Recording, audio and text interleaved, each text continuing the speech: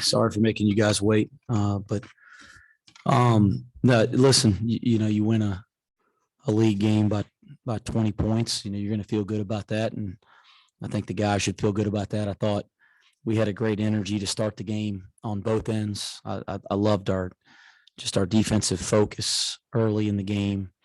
I thought like it was like all five guys connected. We were active, and we talk a lot about the type of defensive team that we want to be every possession. And I thought we started the game with that type of intent. Offensively, I thought we were super aggressive. When you're playing, against Tulsa, you're going to face multiple defenses and changing defenses. And sometimes that can really frustrate you and make you passive. And I thought instead of being worried about what they were doing, I thought we did a nice job of just attacking and playing. And David and Jeremiah just really got us off to a good start by being aggressive, shooting the basketball and making plays. And I didn't like that we weren't on the board there the first 4 or 5 minutes, but then I thought Hayden kept a couple balls alive, and we did a pretty nice job on the offensive board to get us going. So listen, going to be pleased with the win. I'm worried about John Newman. I don't think we know what's going on yet, but couldn't come back in the game. So obviously worried about him, but I'm going to choose to think positively because he's such an important part to our team. But when a guy goes down, it's good to see other guys step up. And I thought Jared Hensley and Mason Madsen did a terrific job of stepping up in his stead. So anyway, it's a good step in the right direction to win a league game at home like that. And I hope the guys get excited now to build upon it and keep working, because I think the work that we've been putting in practice day after day gives you opportunities to have nights like this. And certainly we had a night shooting the basketball.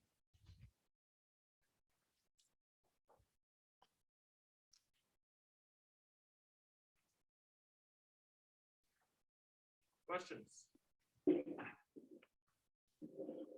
Coach, I know you said you don't know the full extent. Do you know any other details on John, what the injury is or anything?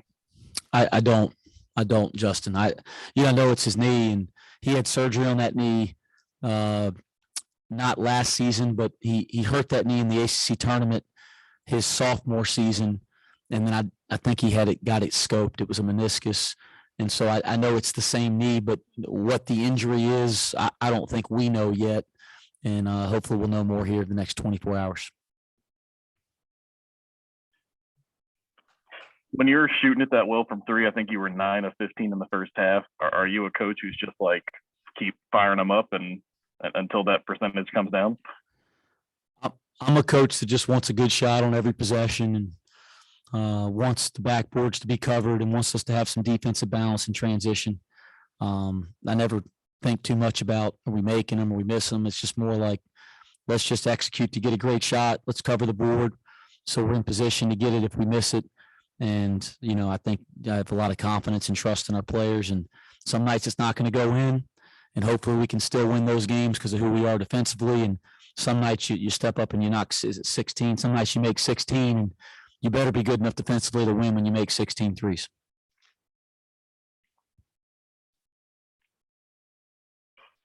You had 19 turnovers at the season high, so a little floppier than normal, but obviously it seemed like the energy was still good. Is that a trade you're willing to make? I don't want to turn it over 19 times. But I do think when some of the things we were trying to do offensively to attack their changing defenses, we sacrificed a little structure for some attack early in possessions. And, when you do that, you're going to turn it over a little bit more. I don't know if I wanted to turn it over 19 times, and a couple of them were really careless. But again, the more you attack early, the more you open the floor up early in possessions, the more you're going to turn the ball over. And that's something we did talk about as a staff going into this game. Mason, with a chance to get going there, especially in the second half, how close to being back to 100% is he from the hip, and how much can you see that in his game? Physically, you'd have to ask him. What I can tell you is that he's been competing hard in every practice. I've seen him really working to improve some things defensively in practice, because that's the thing that I've been harping on with him since day one. Is listen, he's an offensive threat and he shoots the heck out of it, and among some other really good attributes offensively. But we do need him to defend better than he was defending early.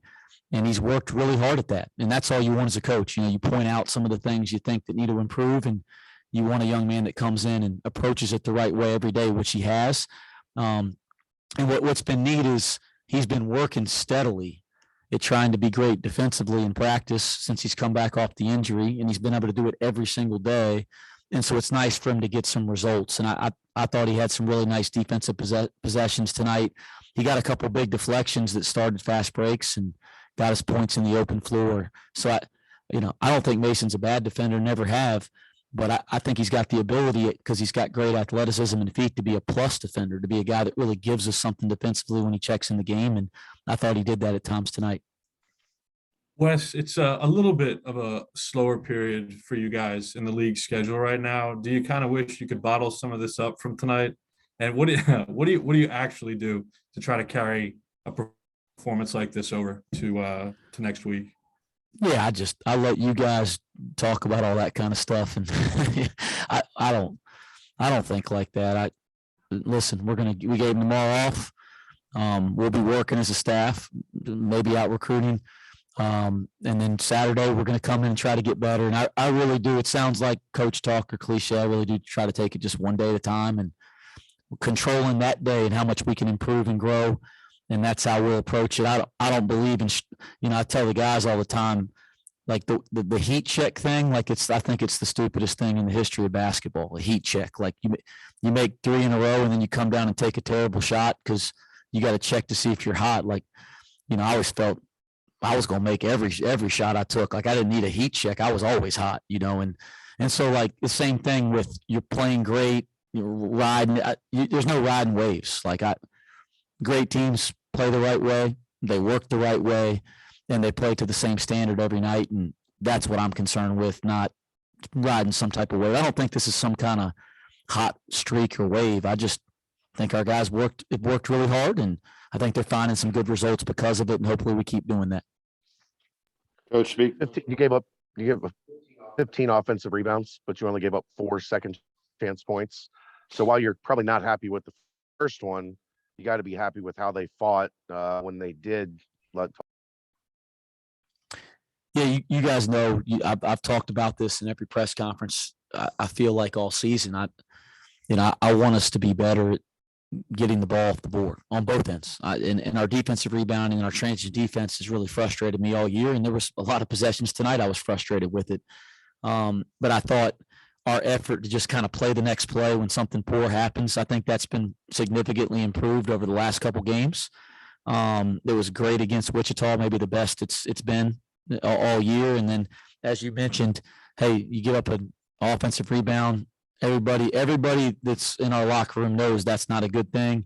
But I thought we did a nice job of continuing to play the possession after we did and making them take tough shots. One more question. Coach, David DeJulius has really been working that step back 3-point jumper over the last few games. How much of an emphasis does he put on that in individual practice? And is there any key, do you think there's been there with that shot going down, or is it just of hitting the pavement and working hard on it? He's been terrific.